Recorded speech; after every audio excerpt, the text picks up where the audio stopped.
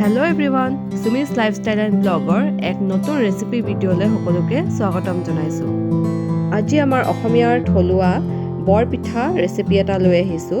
বৰপিঠা সকলোৱে বনায়, কিন্তু বৰপিঠা কেতিয়াবা বনাওঁতে কি হয় দুদিনমানৰ পিছতে টান হৈ যায়।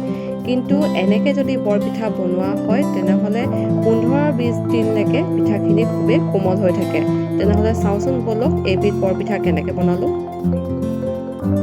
প্ৰথমতে পিঠাখিনি গুলিবৰ কাৰণে মই ডাঙৰ সাইজৰ এটা চচপেন লৈ লৈছোঁ আৰু তাত মই কোমল চাউলৰ পিঠাগুড়ি লৈছোঁ 2 কাপ আৰু এতিয়া লৈছোঁ মই 2 কাপ আকৌ সমান পৰিমাণেৰে বৰা চাউলৰ পিঠাগুড়ি আৰু এই গোটেইখিনি ভালদৰে মিহলাই লৈছোঁ।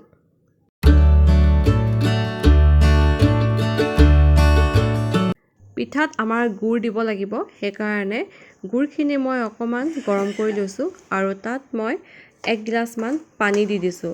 পানীত এনেকৈ যদি গুড়খিনি গৰম কৰি পিনে লোৱা হয় তেনেহ'লে গুড়ত যিখিনি লেতেৰা থাকে সেইখিনিও আমাৰ ঠাণ্ডা হ'লে তললৈ বহি যায়।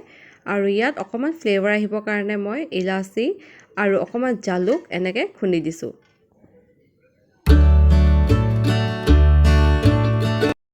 এতিয়া পিঠাগুড়িখিনিত অকণমান নিমখ দিছোঁ আৰু 1 চামুচ বেকিং পাউডাৰ আৰু এই গুড়ৰ পানীখিনি এতিয়া গোটেইখিনি চাকি লৈছোঁ আৰু অলপ অলপকৈ গুড়ৰ পানীখিনি দি এইখিনি মিহলাই লৈছোঁ। এই বৰপিঠাবিধ প্ৰত্যেক বছৰে বিহুত আমাৰ শাহুমায়ে বনায় আৰু যেতিয়াও বনায় 15-20 দিনলৈকে একদম ধুনীয়া কোমল হৈ থাকে। আৰু বহুতে অকল কোমল চাউলৰে বৰপিঠা বনায়, কিন্তু এনেকৈ অকণমান যদি বৰা চাউলো ইয়াৰ লগত মিলাই দিয়া হয় তেনেহ'লে বহুত দিনলৈকে কোমল হৈ থাকে আৰু খাবলৈও বেলেগ এটা সোৱাদ হয়। লাহে লাহে অলপ অলপকৈ গুড়ৰ পানীখিনি দি গোটেই পিঠাগুড়িখিনি মই মিহলাই লৈছোঁ। পিঠা সানি থাকোঁতে সেইকাৰণে পানীখিনি অলপ অলপকৈ দিব লাগে।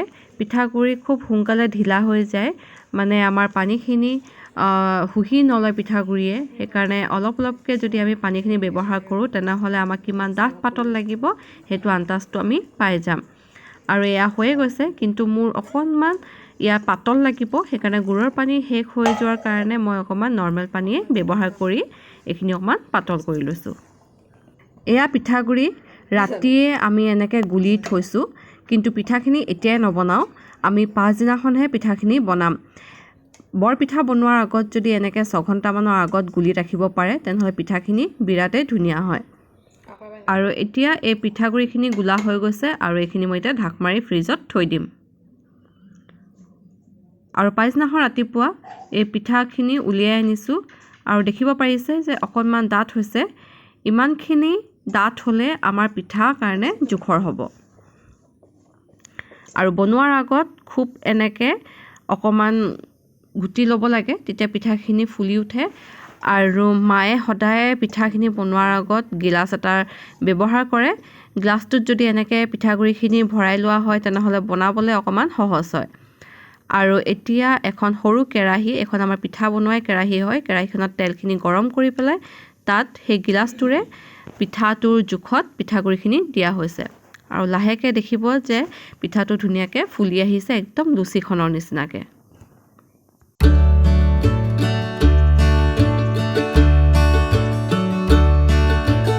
বৰপিঠা বনাওঁতে সদায় কম জুই ব্যৱহাৰ কৰিব লাগে, তেতিয়াহে পিঠাটো ভিতৰৰ পৰা ধুনীয়াকৈ সিজে। অৱশ্যে সময়টো বেছি লাগে, কিন্তু পিঠাটো তেতিয়াহে ভাল হয় আৰু খাবলৈও ধুনীয়া সোৱাদ এটা হয়।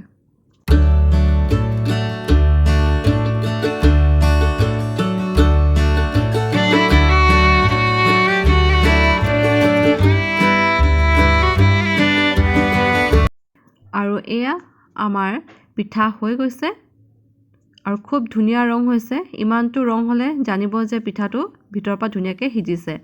আৰু আনকেইটা পিঠাও একেধৰণে বনাই লৈছোঁ।